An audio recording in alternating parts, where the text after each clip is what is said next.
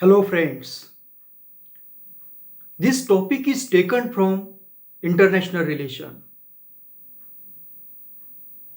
The title of the video is OPEC, Yom Kippur War and USA.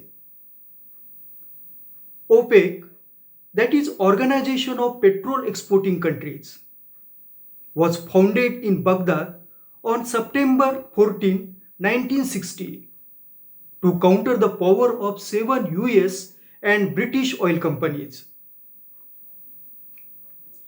It is an intergovernmental organization of 13 nations. Some of the members of these organizations are Saudi Arabia, Indonesia, Iran, Iraq, and Venezuela. Yom Kippur is a Jewish religious festival. It is also known as the Day of Atonement. Its central theme are atonement and repentance. We know that Israel was carved out in West Asia as an independent state in 1949. Though there was opposition from other Arab countries. That opposition had led to Six-Day War of 1967 between Arab countries and Israel. In that war, lead was taken by Iraq, Syria, and Egypt. Israel had defeated the combined forces of Arab countries, that is, Iraq, Syria, and Egypt.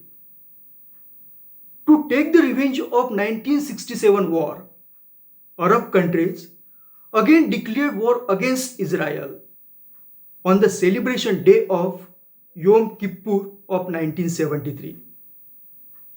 In this Yom Kippur War of 1973, USA sided with the Israel.